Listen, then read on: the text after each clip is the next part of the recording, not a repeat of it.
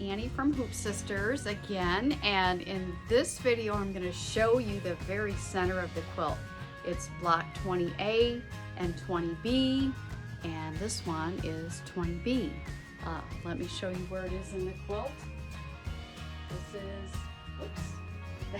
This is your 20A, this is 20B, 20A, 20A and 20B. So you're going to make 2 of 20A and 2 of 20B, and let's go see what we need to make it.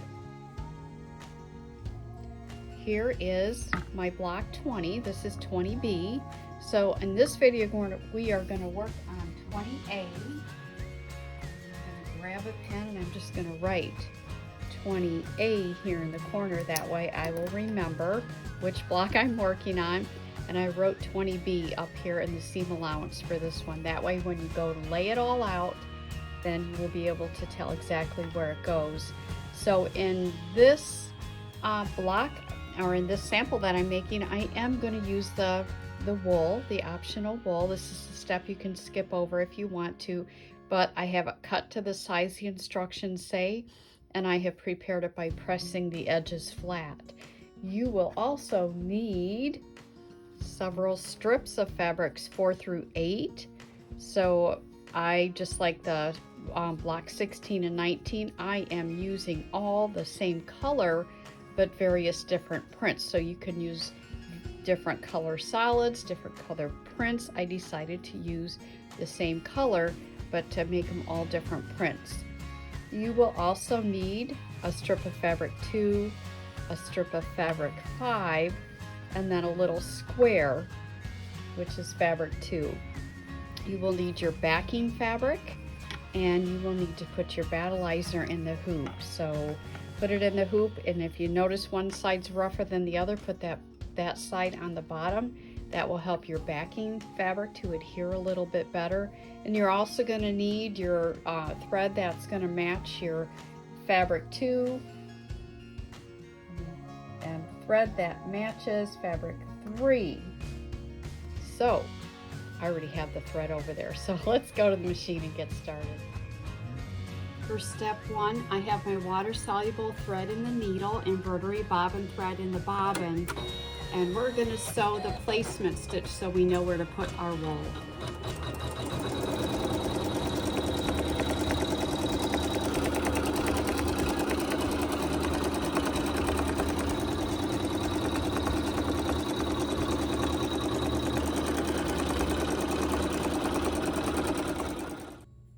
Step 2 is an optional step, and that is to add an extra layer of wool for a little more dimension in your quilt. This is a step you could skip and your quilt will still look beautiful, but I'm going to put it in the sample just so that you can see how it gets added in there. So I have it cut the size the instructions say. I have it prepared by being pressed on the edges. I'm still using water soluble thread, and I'm just going to center it within the placement stitch, hit the start button, and it'll sew a zigzag to tack it in place.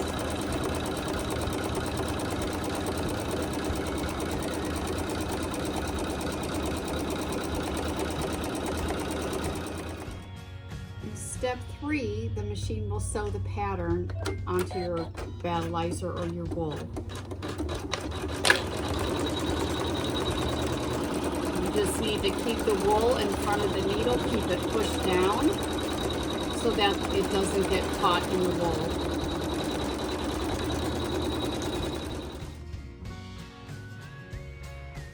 Step 4, we're going to put our very first piece of one of our beautiful fabrics over here, your fabrics 4 through 8. You can pick what color you want, and you're going to lay it over this corner right here.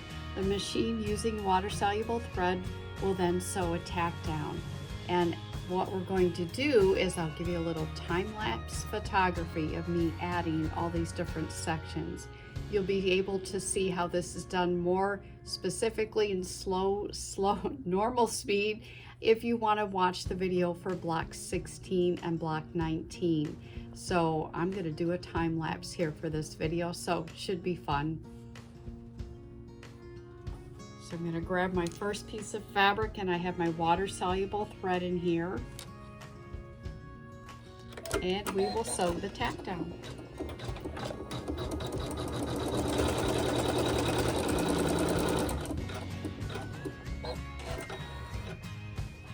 Now any of the fabric that is on the outside of the block I'm going to leave there, and I'm going to trim where another seam is going to be a scant 1/4 inch. So hold on to your seat belts. Here we go.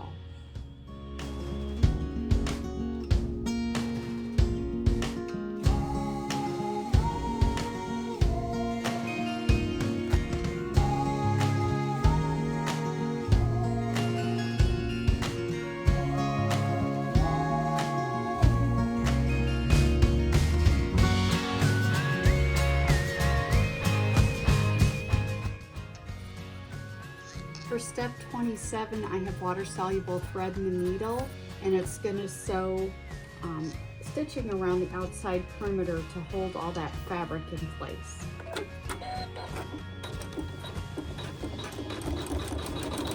Just keep your fabric smooth and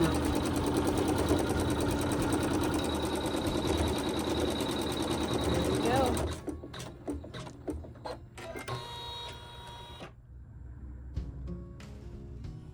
Now that we have this section with my red prints all finished, you're going to, on this curved edge inside the block, you're going to trim it, like a scant 1/8 of an inch.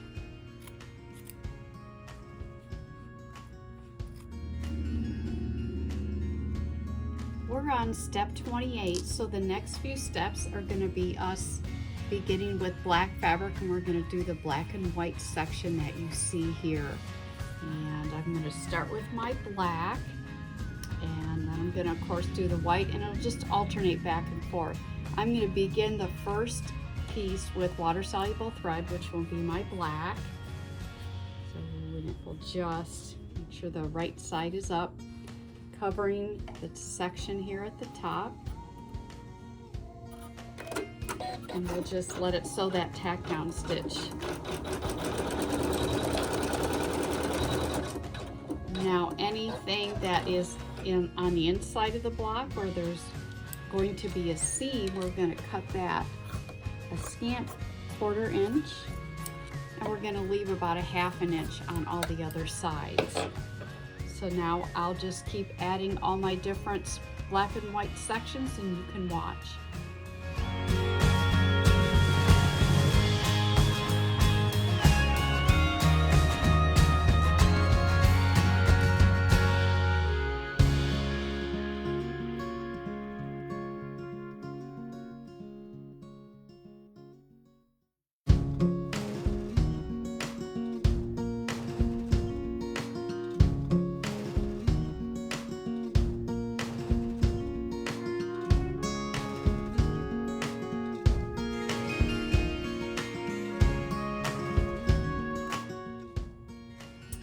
Okay, well that was fun. So now I am on step 48. I put water-soluble thread in my needle, and just like my red and white section, it's going to sew another stitch to tack down all the loose ends that are there, and to give us a double line of stitching so we can trim.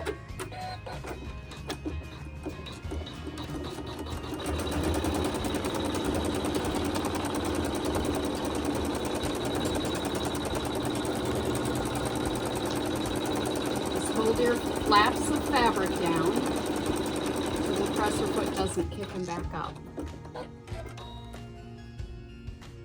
Okay, time to trim again. So I have my hoop scissors, and down here on this section where it doesn't have any fabric here yet, where my black is, we are going to trim that to a scant 1/8 of an inch.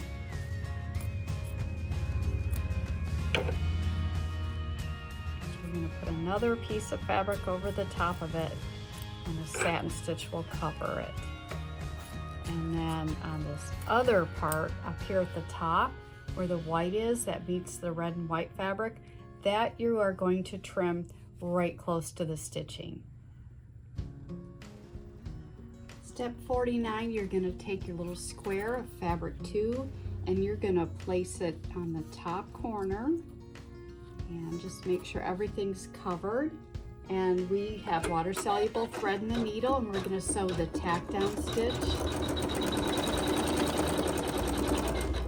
The thread tail I want to cut before we continue. There we go.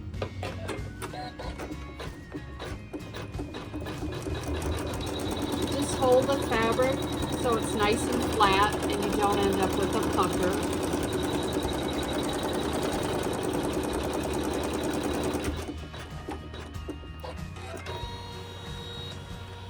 And now this inside curved edge, I'm going to cut close to the stitching. Step 50, I have thread in the needle that matches my fabric 2, which is my white, and we're going to sew the satin stitches.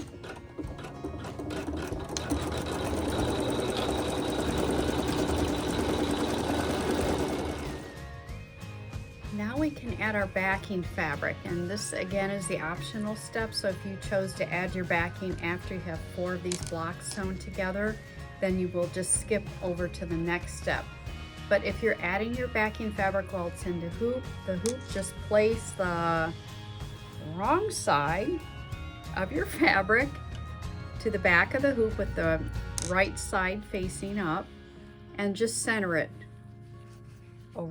over where the block is. Give it a gentle smoothing out. Don't push down on that because you don't want that to pop out of the hoop, and that will help it to cling. If it doesn't, maybe a little squirt of Sulky KK2000 on the back of the backing fabric, but as you can see, it clings.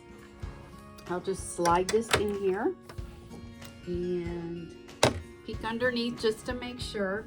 But now I have water-soluble thread in my needle, and we're going to sew just a tack down stitch to hold that backing fabric in place. And what you need to do is be aware of all the excess fabric on the outside of your block, and maybe with a stylus or the tip of your scissors or something, just hold those down as the stitching goes through that area.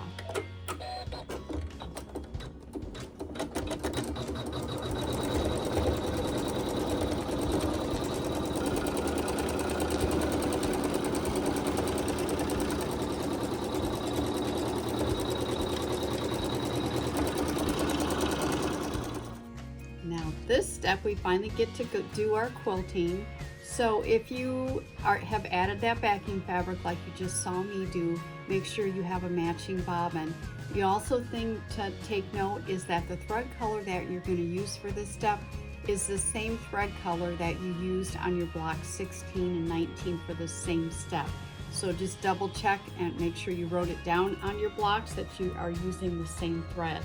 So since I have the backing on, I'm going to do a needle down and needle up to bring the bobbin thread to the top, and then we're going to sew our quilting.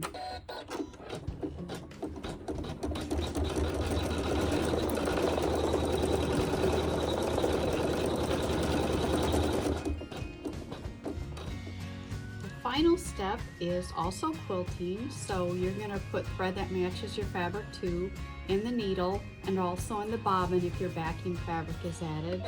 Don't forget to do a needle down, needle up, and bring that bobbin thread to the top, and we can finish our quilting.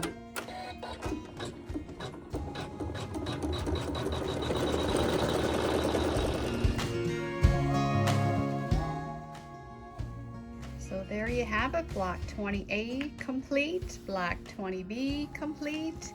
And we hope you enjoyed these videos, and I hope they were helpful, and I can't wait to see your freshly picked quilt.